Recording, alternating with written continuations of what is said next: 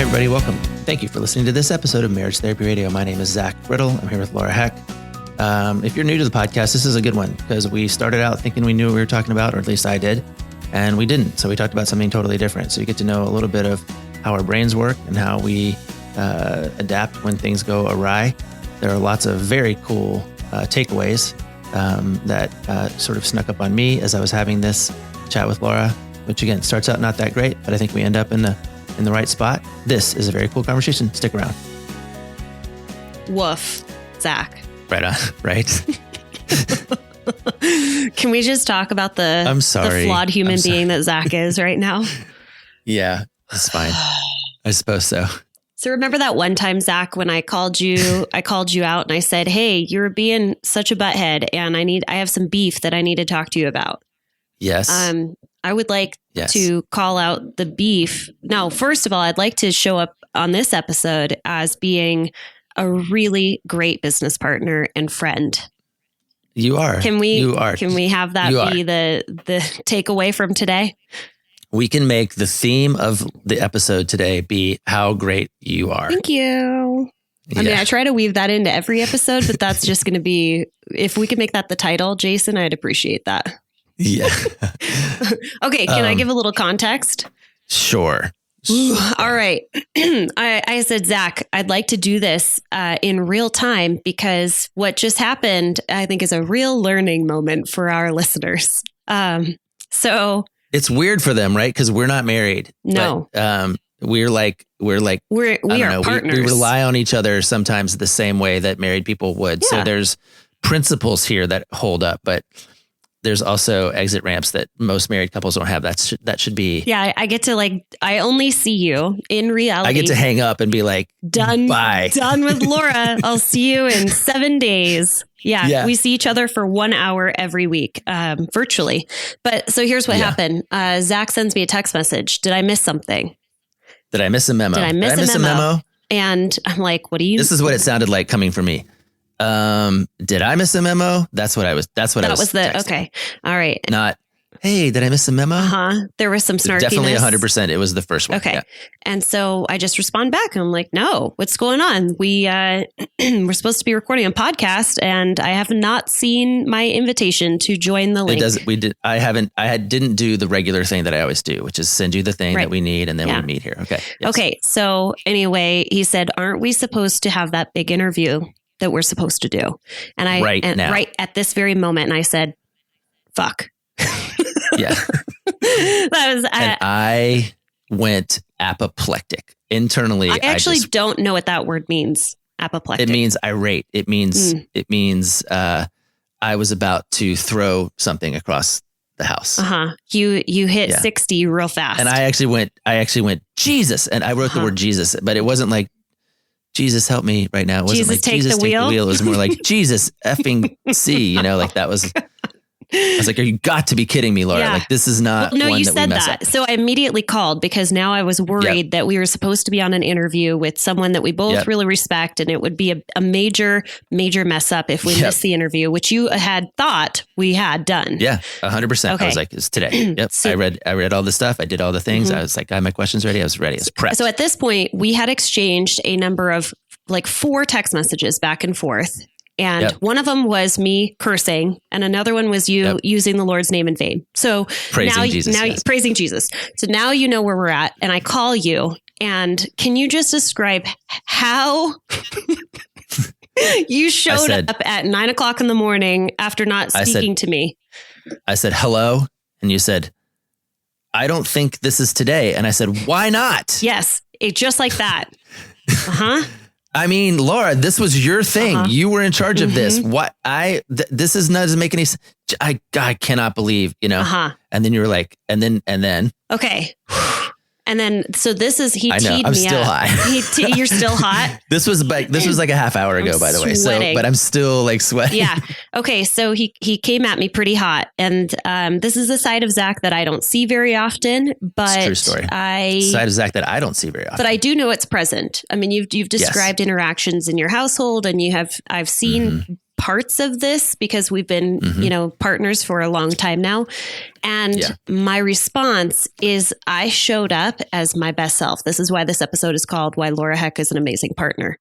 But what I did was, rather than react, which is, what the hell, Zach? Like, I took a moment and I said to myself, this isn't Zach.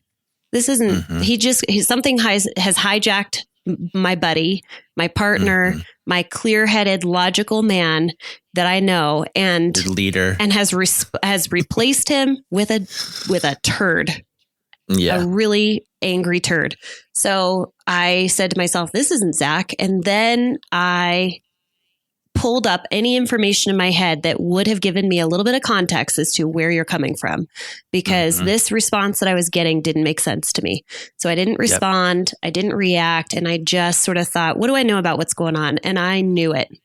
And you actually said it out loud. You said, I do not have the capacity to handle this right now. Like, you were like, what did you say? Do you remember? I said, well, we very quickly found out that we had the wrong date. So that clarified. So the emergency me, that you thought was going on. Really well was I said, I blew it. This is on me. Like, I said, I'm sorry. But then I also said, but I literally don't have any bandwidth right now to do like disrupt. I don't have it. I just don't have it. So let me get off this call right now. And then I'll get back to you in a second. Yeah. And so, but you were kind. I got off the call and I went and got some water and I reset myself. And then I called you back, or we got on. And the first thing you said was, what's going on? You want to fill me in? You want to talk about it? And that was really kind. It was really kind. It actually is. I sort of said, I'm fine. I'll be fine. Can we please just talk about something fun today? Which turns out we're not doing, I guess. But it's actually really consistent with what we talked about last week, which was this, not last week, but this interview with Jessica, where there's like kind of the attachment stuff and all of what your body does, your body freaks out. And actually the interview we're about to have, which is the same. It's sort of this idea that when you are triggered, your body doesn't remember trauma. It relives trauma. It doesn't, you don't remember this time that you were upset before. Your body actually remembers all of what it felt like. And so I've been pretty activated for a couple of weeks and was like, had totally like set myself up for just like a nice, peaceful interaction. And then it took one little straw, which wasn't even real. Wasn't even real straw, and it wasn't even heavy. But yeah, I think this is something that I'm really like interested in learning more about for myself and for you. But yes, you did exactly the right thing. And I think we have enough sort of trust in the bank that we were able to kind of rally and we'll see kind of what happens, where we go from here. I wanted to talk about it sort of step by step, because dissecting these interactions that could have gone really, really poorly, but instead went well. I want to be able to say, this is why this interaction didn't blow up, because had this interaction gone down between someone, like two people, if I was I had no bandwidth, right? Like if I had been activated, but I wasn't, I mean, just sort of using polyvagal theory and talking about my nervous system, I'm in a very ventral state. I'm in a happy, cozy space. I've been sipping on my coffee. I had a great session right before this. I was cool, calm, and collected. And so I was able to manage myself. And that's all it takes in these interactions. And I think that it's true. Some people feel like these interactions get away from them, like they don't have any control over it.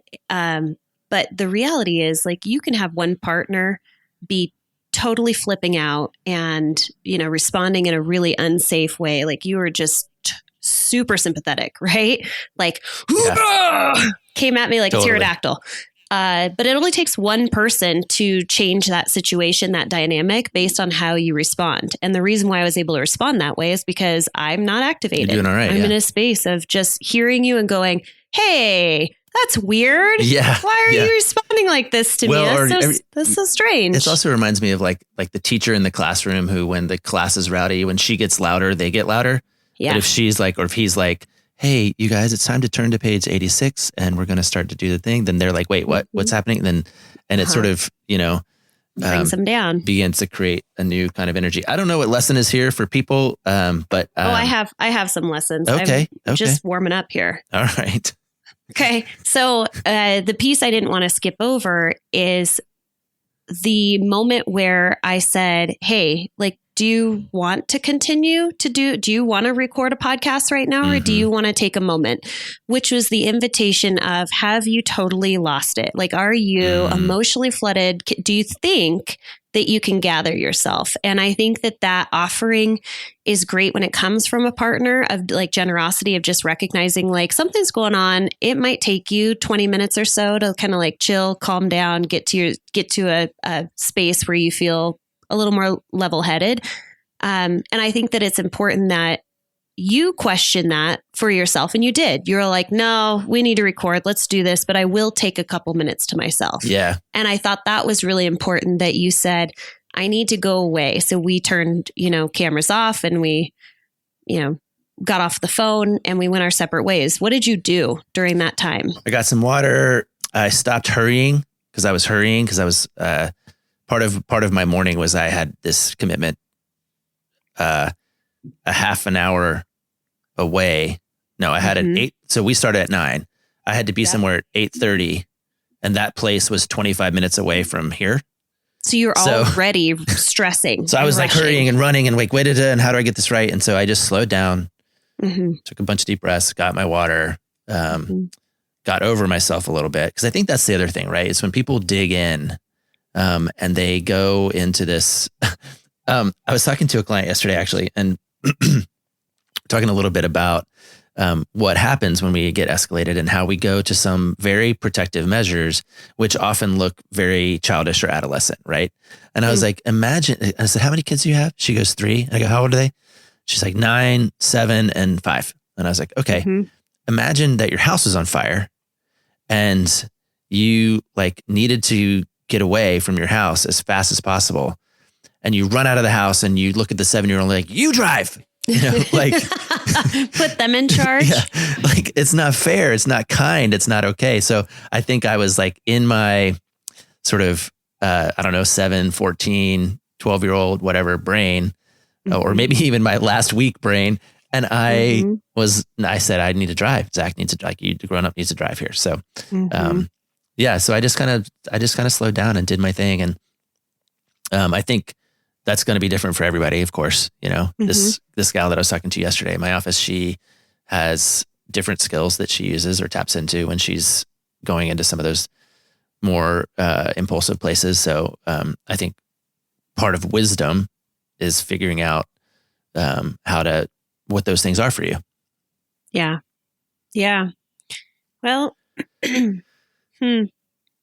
I think it's important to just look at the situation and kind of be curious about our listeners. Like, what do you do? Like, what would you do if your 7-year-old was driving in that moment? What would you do if your partner extended just a little bit of grace and said, hey, do you need a moment? Yeah. Do you need to just like, I can give you a moment. Like, I'd love to do this with you today, but if for whatever reason you need like 15, 20 minutes, just kind of like regroup, tap into, your 80-year-old Zach. Just kidding. You're not 80. Are you 50 yet? No, I'll be close. 49 next month. Okay, cool. Yeah. I'll be at your 50th for sure. Yeah. If I make it. If I make it. No, I was talking to, I think we've talked about this a lot of times, several times before, but maybe somebody hasn't heard it yet. But I was talking to a couple yesterday, and it's sort of, you used this phrase a little bit earlier. I think you said reverse engineer, like what's going on here. But that's the phrase you use. I like it a lot because it helps. If you surface it, it can help you find the thing that you're looking for. Because I know for a fact how to guarantee that a conversation is not going to go well with Rebecca. I know exactly what to do. I wait till she gets in the shower. I go into the next room. I turn on the television, probably an athletics event, like a football game. I turn it up. I go to the next room and I pour a drink. That's not really my jam anymore, but like I make sure that I'm like a little more lubricated or a little more distracted. And then I pick up the credit card bill and I say, hey, tell me about this charge that I don't recognize. While she's in the shower. Across the football game and maybe a little bit drunk. 100%. That's not going to go well. 100%. I'm going to ruin that conversation. So totally.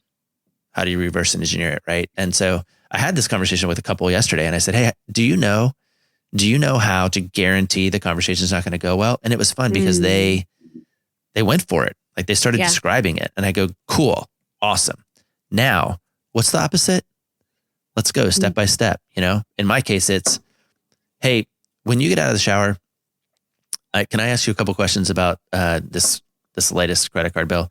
We can wait till the kids go to bed and I'll bring a glass of wine.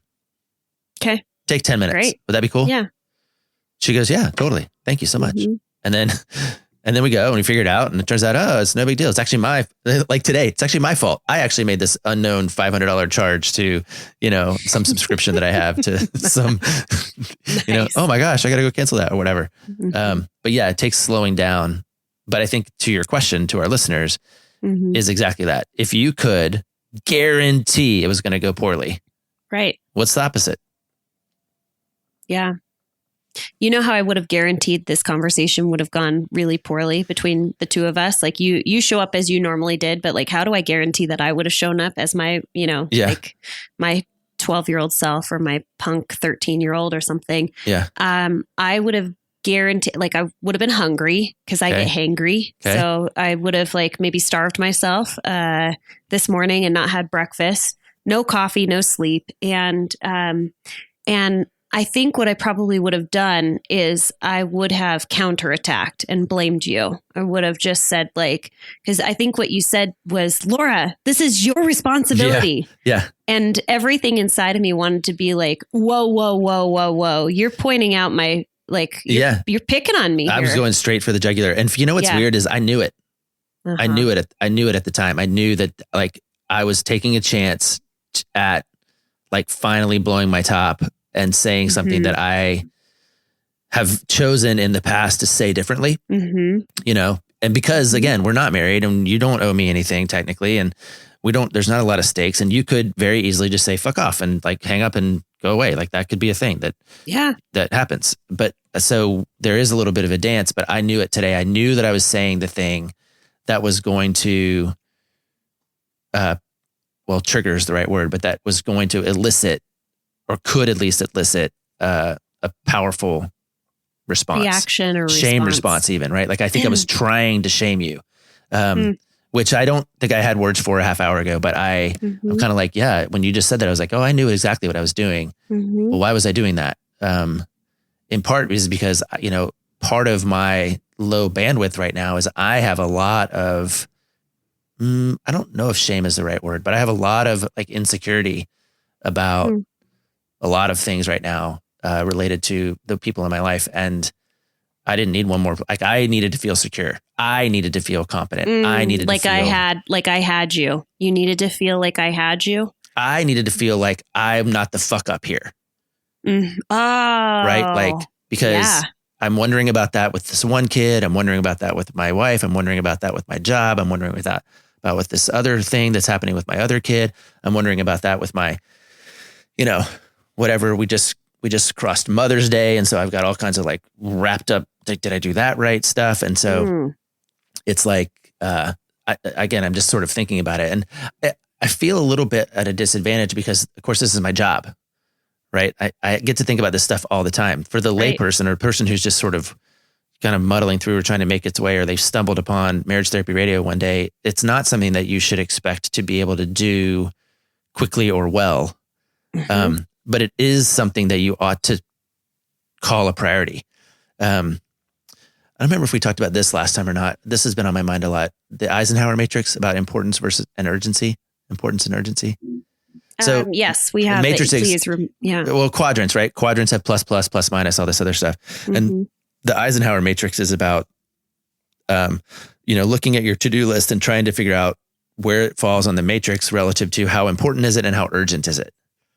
And so businesses, for example, that thrive, they get to spend a lot of time on things that are important, but not urgent. Right. Marriages that thrive, they spend time on things that are important, but not urgent. Urgency brings people into our offices.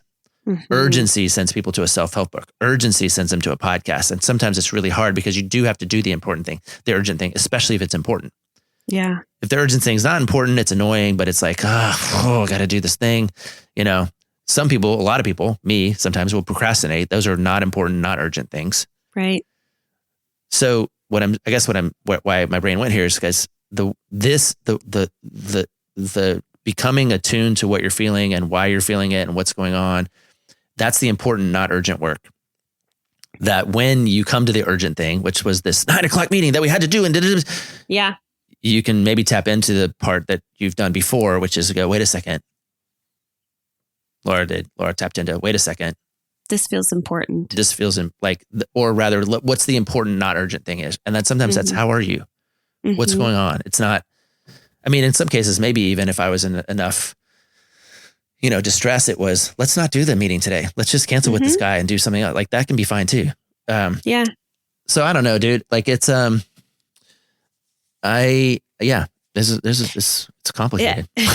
I think what's happening is what you're listening to in real time is space to just think out loud.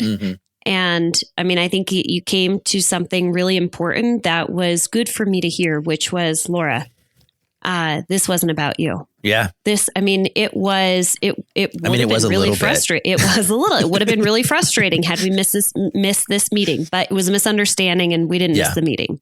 But my behavior wasn't about you.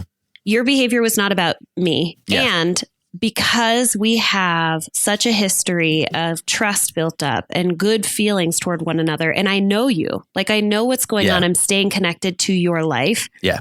In Gottmanese, this would be love mapping. I have made it a point to understand what's going on in your life so that when you come at me with something that come at me with, your 12-year-old, I go, hey, this isn't Zach. What's going on here? And then I have a hypothesis. And my hypothesis is this isn't about me, which means that I don't have to defend myself because it's not about me. Yeah. And so I think that there's a lot of things that set us up for success in this moment for this interaction to go well, for us to recover very quickly. It was maybe a 5-10 minute break between two conversations. Totally. And then we hit record and now we're talking about it. I think you said, let's talk about something light. And I was like, actually, I think that this is an opportunity to kind of repair. This is the repair conversation happening in real time. The other little hip pocket tip that I would give listeners is this thing that I say to clients all the time, which is think about the possibility that every single time your partner speaks to you, they are talking about themselves. They're not talking about you. And I always say, even if they come in the room and go, hey, you big dumb jerk. In this case, that's what I did. I said, hey, Laura, you big dumb jerk. And you said, well, wait a second. I know I'm not a big dumb jerk. True. What's going on? Maybe Zach is flooded, which I was, or maybe he's sleepwalking, or maybe he thinks he's talking to somebody else, but delay the possibility that you are the big dumb. You have to defend being a big dumb jerk long enough to go, what else could possibly be happening here? And and you might be wrong, but at least you won't go into your sort of darker impulses. So, well, okay. The other piece is it's very easy for me to say, why are you calling me a big dumb jerk? And then all of a sudden that's something that I say to myself, right? Like if I was not ventral, if I was not cool, calm, and collected and in a competent space, I might hear you say, hey, you big dumb jerk, and go, I am a big dumb jerk. Why are you calling me a big dumb jerk? I didn't do anything to you. And that triggers something inside of me, but I'm in a happy floaty space right now. Good for you. I'm glad for that for you. I know that you have stuff going on too. So that's exciting. That's good to hear. It's good. It's actually good to meet happy people sometimes. Yeah. And I feel really healthy, but right now it is a challenge to stay happy. So that's the work for the moment. Yeah. But all things considered, this is a really exciting time for us. We have a couple of really cool interviews coming up. We have some cool changes coming to the podcast that we look forward to telling you about, people out there in marriage therapy radio land. And we have a cool opportunity that we haven't told you about yet that's happening as well. So all of that will become clear here in a little bit. So stay tuned, I think. Stay tuned. I like it. Okay. Well, I hope this was helpful. And Zach, I hope you have some time to yourself to just like, I have a little bit of time to myself. I have my therapist today, whom I love. I have a massage today, which I'm so excited about. Yeah. And then I am on duty for my 3 wives, 15, 19, 48. I am on like full time. All right. Well, let's land this plane. Thanks, Thank you for talking it out with me. Okay. All right. Thanks so much for listening to this episode of Marriage Therapy Radio. I hope that these types of conversations in real time, just sort of listening to what is it like when 2 therapists, kind of have a breach, a moment that doesn't go well. What does it sound like when they try and fix it and repair? I hope it's helpful. I think you probably understand that, there's good times in life and there's bad times, and we're just in a season. And so you're walking this journey with us as we walk this journey with you. Thanks so much for all of your time and attention, making your relationship better today than it was yesterday.